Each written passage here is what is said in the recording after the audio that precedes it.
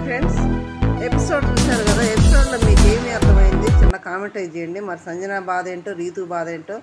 దీంట్లో తనుజ స్టాండ్ తీసుకొని మాట్లాడుతూ ఉంది. మరి స్టాండ్ తీసుకొని మాట్లాడుతున్నా డెమాన్ వింటున్నాడా అనేది చిన్న కామెంట్ చేయండి. తర్వాత పాత వాళ్ళు వచ్చేసి, పాత కంటెస్టెంట్స్ వచ్చేసి కొత్త వాళ్ళతో ఆట ఆడుతున్నారు. కొంతమంది గెలుస్తున్నారు, కొంతమంది ఓడిపోతున్నారు. ఇక్కడ కళ్యాణ్ గెలవటం సంతోషంగా ఉన్నా ఇప్పుడు పాత వాళ్ళు ఏం ఆలోచిస్తారంటే, ఒకవేళ ఏం ఆలోచిస్తే బాగుండిద్ది అనేది నేను అనుకుంటున్నాను. మీరేమనుకుంటున్నారో చిన్న కామెంట్ చేయండి. నేనేమనుకుంటున్నానంటే, అరే మనకు గెలిచినా ఓడినా మనకు పోయేది ఏమి లేదు కదా, వాళ్ళు గెలిస్తే వాళ్ళకి ఇక్కడ ఉంటారు కాబట్టి ఒక కంటెంటర్ అవుతారు, ఆడుకుంటారు అనేది వాళ్ళు ఆలోచిస్తే బాగుండేది అని ఎంతమందికి అనిపించిందో చిన్న కామెంట్ చేయండి. మనం ఎపిసోడ్లోకి వెళ్ళి మాట్లాడుకుందాం. ఫస్ట్ టైం మన ఛానల్ చూస్తున్న వారు సబ్స్క్రైబ్ చేయండి, లైక్ చేయండి, షేర్ చేయండి. మనకు స్టార్టింగ్ ఏం చూపిస్తున్నారు, ఇక్కడ సంజనాని సారీ చెప్పమని చెప్తున్నాడు ఇమ్మానుయేల్. అక్కడ రీతు, డెమాన్, కళ్యాణ్ వాళ్ళంతా దివ్య ఉన్నారు.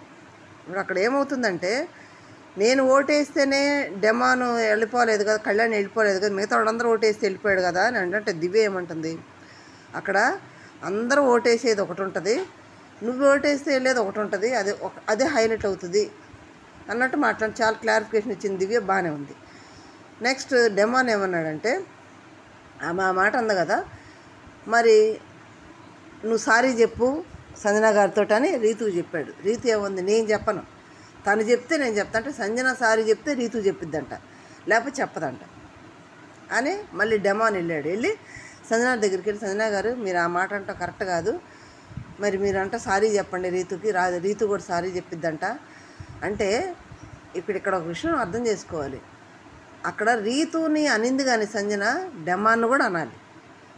రీతుదే ఒక్కదాందే తప్పు కాదు, అక్కడ రీతుని ఒక్కదాన్ని వదిలేయటం కరెక్ట్ కాదు. ఆమె దృష్టిలో డెమాన్ మంచోడు అన్నట్టు, రీతు ఏదో బ్యాడ్ అన్నట్టు సంజన ఆ మాట అనింది. కానీ అక్కడ ఇద్దరు ఉన్నారు, అక్కడ ఒక్క రీతునే లేదు, డెమాన్ ఉన్నాడు అక్కడ. మరి ఇద్దరిని అనాలి కదా, ఇద్దరిని అనకుండా రీతుని ఒక్కదాన్నే బ్యాడ్ చేయడం ఏంటి అంటే, రీతు డెమాన్ ఉండే రీతు బ్యాడ్ అవుతుంది అక్కడ. మరి నిజంగా డెమాన్ అంత మంచోడు అయితే దూరం వెళ్ళిపోవాలి కదా, వెళ్ళకుండా ఉండబట్టే కదా ఇప్పుడు డెమాన్ కూడా రీతు బ్యాడ్ అయినప్పుడు డెమాన్ స్టాండ్ తీసుకోవాలి కదా.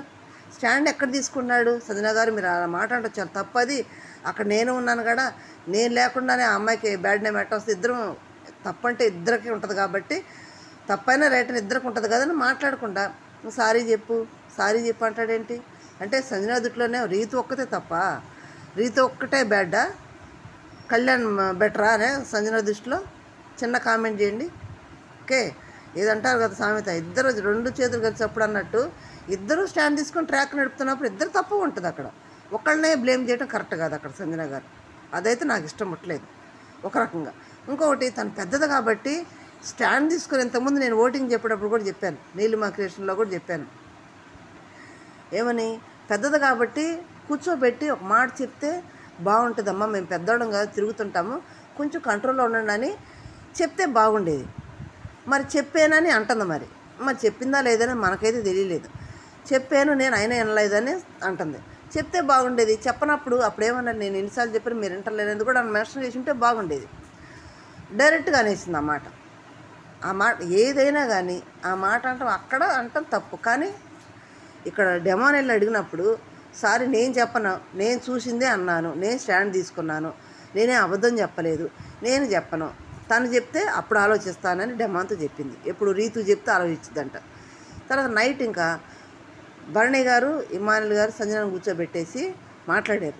సంజన గారు ఇమ్మానుయేల్ చెప్పాడమ్మా, నువ్వు ఇలా అంట డైరెక్ట్గా అంట కరెక్ట్ కాదు, అది నువ్వు కూర్చోబెట్టి నేను పెద్దాను కదయ్యా, కొంచెం జాగ్రత్తగా ఉండండి, ఇలా చూసి నడుచుకోండి అని చెప్పాలమ్మా అంటే, నేను చెప్పాను నా మాట వినిపించుకోలేదు వాళ్ళని సంజన చెప్పింది. తర్వాత నేను చూసింది చెప్పాను, నేను రైటు, నేను స్టాండ్ తీసుకున్నాను, అక్కడ ఏం జరిగినా కానీ వీకెండ్లో ఏం జరిగినా కానీ నేను చూసుకుంటాను, నేను చూసింది చెప్పడం నా తప్ప, నేను చూడండి ఏమని చెప్పాను, అబద్ధం ఏమని చెప్పానని సంజన గారు అంటుంది. అంటే ఒక హద్దులు దాటిపోతేనే ఆమె బయటపడింది. ఇంకోటి, సంజన గారికి ఏదన్నా కోపం వచ్చిందంటే స్ట్రైట్గా అనేస్తుంది అన్నమాట, ఏదైనా సరే స్ట్రైట్ ఫార్వర్డ్ సంజన గారిది అంతా కూడా అనేసింది. వాళ్ళు ఎంతమంది చెప్పినా కానీ నేను సారీ చెప్పను, వీకెండ్లో ఏది వచ్చినా నాకు సరే ముందు నేను చూసుకుంటాను, నేను చేసిందే చూసింది చెప్పాను, నేనేం అబద్ధం చెప్పలేదు, నేను చూడండి నేను చెప్పలేదు, నా స్టాండ్ ఇది అనేసింది. ఇంకా భరణి గారు ఇమ్మని సైలెంట్ అయిపోయారు. అక్కడ తనుజ కూడా ఇప్పటికైనా మీరు జ్ఞానోదయం అయ్యి తను వదిలేసి నీ గుండా తను బ్యాడ్ అవుతుంది అని డెమాన్ తోటి చాలాసార్లు చెప్పింది కూర్చోబెట్టి. ఇంతకుముందు కూడా చెప్పింది చాలాసార్లు, డెమాన్ నువ్వు మంచిగా అవుతున్నావు, రీతు బ్యాడ్ అవుతుంది, బయట నుంచి వచ్చినాడు కూడా రీతు గుండా నీ ఆట పోతుంది అన్నారు కాబట్టి నువ్వు వదిలేసి ఇప్పటికైనా వదిలేసి తన ఆట తను ఆడుకుంటుంది, వదిలే నీ ఆట నువ్వు ఆడుకో అని అడుగుతుంటే కూడా నా బాధ అర్థం చేసుకోరు, నన్ను అర్థం చేసుకోరు అంటాడేంది డెమాన్. ఇంకా అర్థం చేసుకోకుండా ఇంకేం అర్థం చేసుకోవాలి? సరే ట్రాక్ నడిపినంతకాలం అయిపోయింది, లాస్ట్కి వచ్చింది. ఇప్పుడన్నా ఎవరి గేమ్ ఆడుకోపోతే టాప్ 5 ఉండటం కూడా కష్టం అవుతుంది కదా. అది అందుకు ఆలోచించడు డెమాను. తన జోగుడు లేచి వెళ్ళిపోయింది, ఎందుకోసం నాకని లేకపోయింది, చెప్తే తినిపించుకోవట్లే వాళ్ళు వెళ్ళిపోయింది.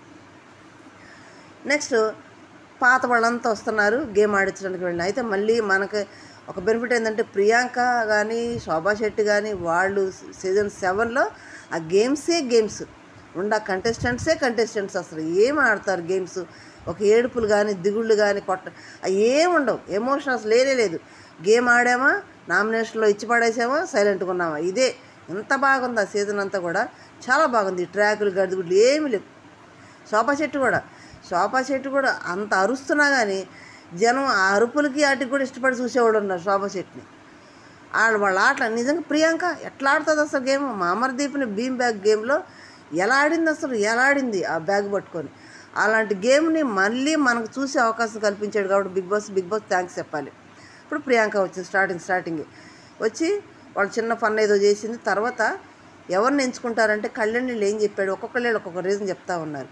వాళ్ళు ఏం చెప్పాడు, మా అమ్మ వచ్చింది, నేను కెప్టెన్ అయితే చూడాలనుకుంటుంది, మా అమ్మ కోరి నేను నెరవేర్చాలనగానే అమ్మ సెంటిమెంట్ కాబట్టి ప్రియాంక కళ్యాణ్కి ఓటేసింది, గేమ్ ఆడింది.